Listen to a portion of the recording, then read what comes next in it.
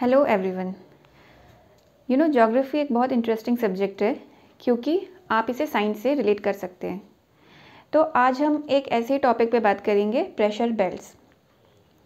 हम अर्थ को 7 horizontal air pressure belts में डिवाइड करते हैं, लेकिन इससे पहले कि हम इन प्रेशर बेल्ट्स के बारे में ज़्यादा जानें, कुछ चीज़ें हम जानना ज़रूरी है पहले।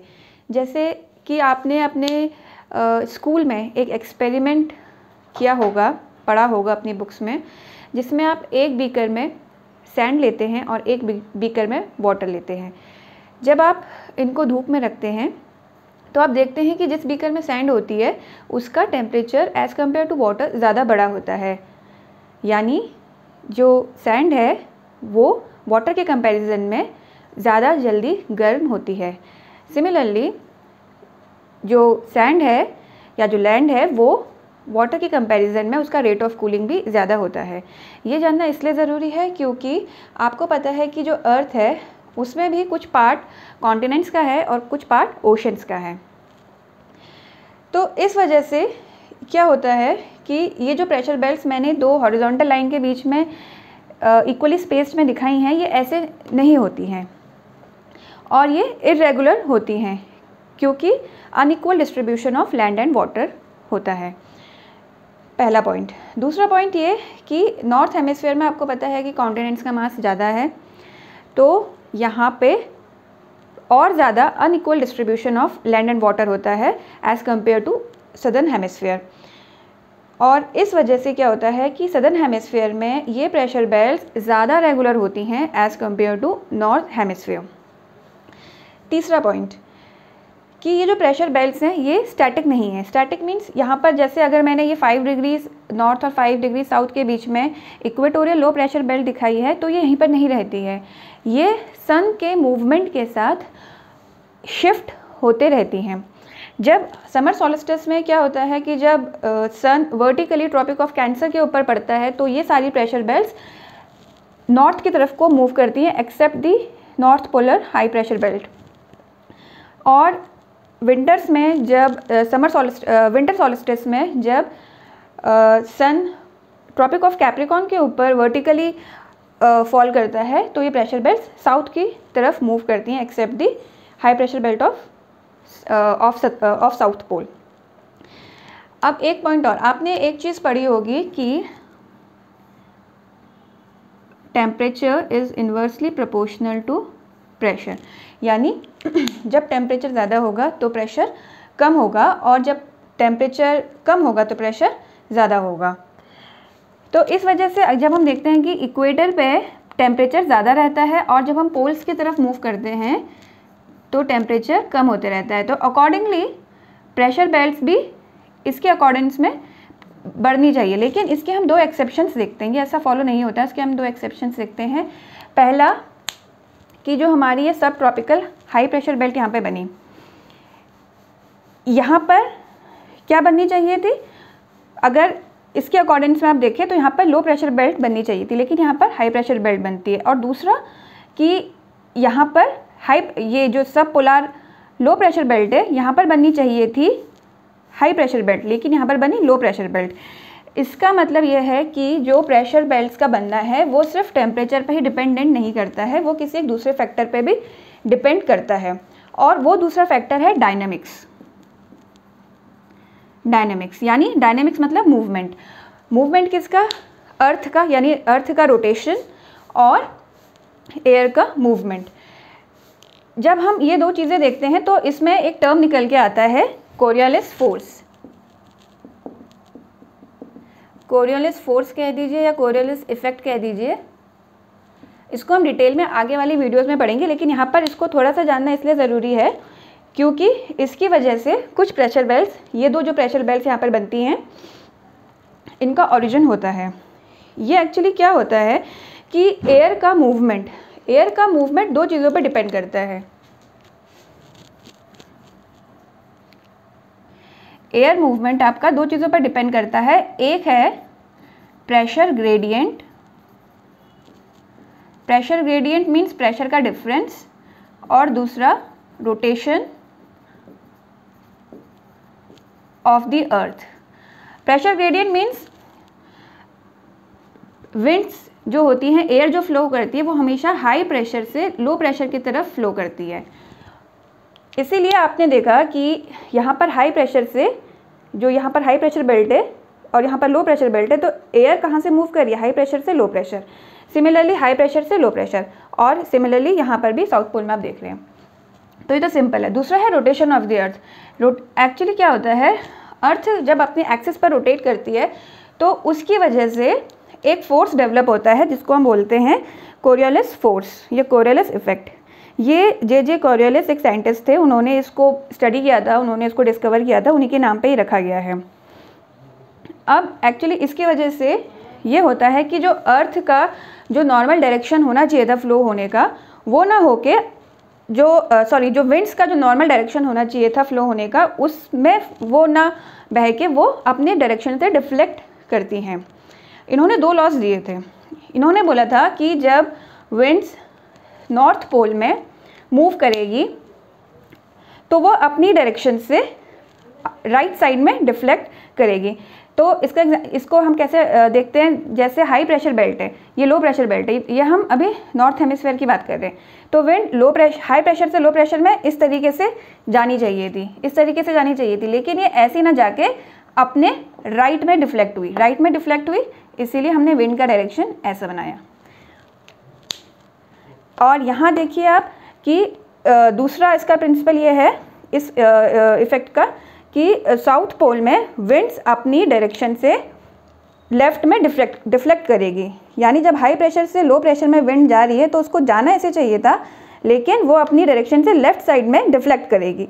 तो जब अपनी लेफ़्ट साइड में डिफ्लेक्ट करी, इसीलिए हमने विंड्स यहाँ पर ऐसे बनाई हैं। तो ये छोटी सी चीज़ यहाँ पर हमने पढ़ी और इसको डिटेल में हम आगे आने वाले लेक्चर्स में देखेंगे। अब जब हमने इतना जान लिया है, अब हम बात करते हैं थोड़ा थोड़ा इन प्रेशर बेल्ट्स के बारे में।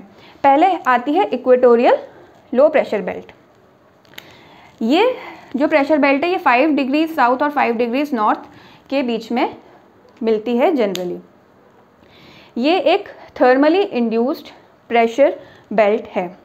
थर्मली इंड्यूस्ड प्रेशर बेल्ट यानी ये टेम्परेचर की वजह से बनी है। टेम्परेचर की वजह से कैसे बनी है, आप देखते हैं कि इक्वेटर के जो इक्वेटर रीजन है, यहाँ पर सन ऑलमोस्ट वर्टिकली उसकी रेज जो हैं वो फॉल होती हैं, और यहाँ पर वो हमेशा वर्टिकल ही उसकी रेज रहती हैं। तो इस वजह से क्या होता है कि जो लैंड है यहाँ का वो गर्म हो जाएगा। जब लैंड गर्म हो जाएगा तो उसके कांटेक्ट में जो विंड्स आएंगी, जो सरफेस विंड्स होंगी जो उसके कांटेक्ट में आएंगी, वो भी गर्म हो जाएंगी। जब विंड गर्म हो जाएगी तो वो एक्सपैंड करती है, जब वो एक्सपैंड करेगी तो वो हल्की हो जाएगी, और हल्की हवा जो होती है ऊपर उठती है। तो यहाँ से हवा हाई एल्टीट्यूड में ऊपर उठेगी इस एरिया पे। तो जब विंड यहाँ से ऊपर उठ जाएगी तो इस एरिया पे विंड का वॉल्यूम कम हो गया। कम होने की वजह से क्या हो जाएगा, इस एरिया पे एक लो प्रेशर बनेगा, इसीलिए यहाँ पर बनती है लो प्रेशर बेल्ट। अब इस एरिया को हम बेल्ट ऑफ काम या बेल्ट ऑफ डोल्ड्रम भी बोलते हैं। क्यों? क्योंकि यहाँ पर क्या होता है, जो ये सरफेस विंड्स है, ये ट्रेड विंड्स जो है सरफेस विंड्स हैं, जो नॉर्थ पोल से हाई प्रेशर सब ट्रॉपिकल एरिया से इस एरिया में आती है, उन्हें हम नॉर्थ ईस्ट ट्रेड विंड्स बोलते हैं।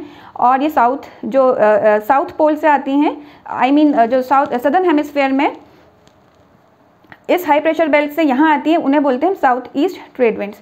तो ये जो ट्रेड विंड्स यहाँ पर इनका कन्वर्जेंस होता है। अब ये जो ट्रेड विंड्स होती हैं ये बहुत ही ज़्यादा काम और फीबल होती हैं, लाइट होती हैं, इस वजह से यहाँ पर काम कंडीशंस रहती है, और इसीलिए इसे बेल्ट ऑफ काम या बेल्ट ऑफ डोल्ड्रम भी बोलते हैं।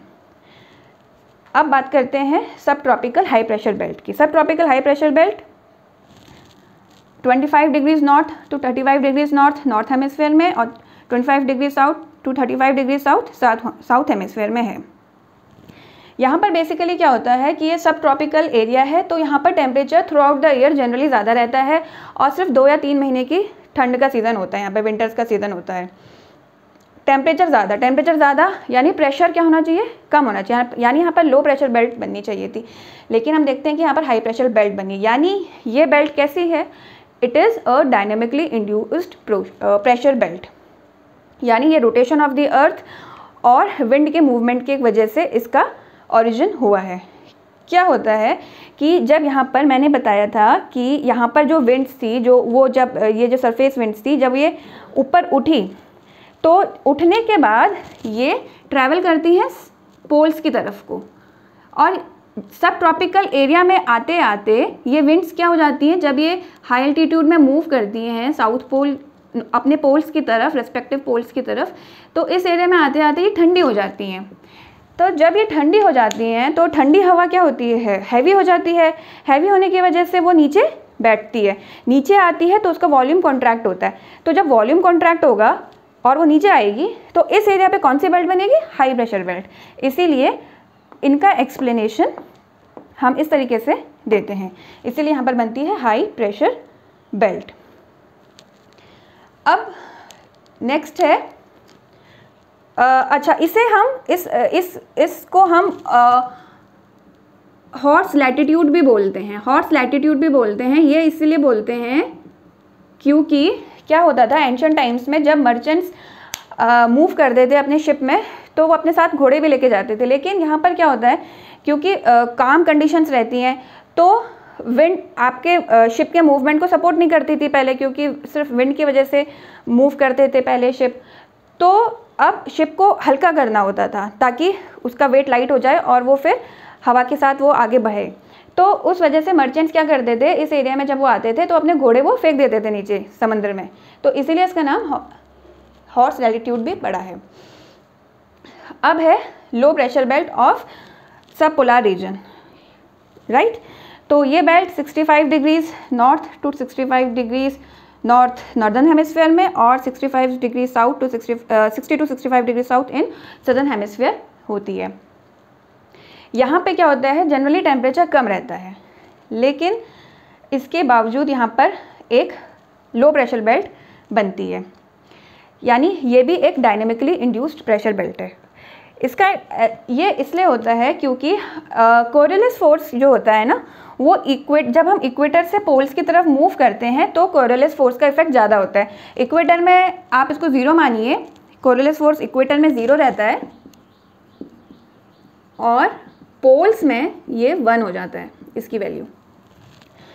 तो यहाँ पर कोरियोलिस फोर्स ज़्यादा है, तो अर्थ के रोटेशन की वजह से कोरियोलिस फोर्स डेवलप हुआ और जो यहाँ पर की जो विंड्स हैं वो आउटवर्ड मूव करी।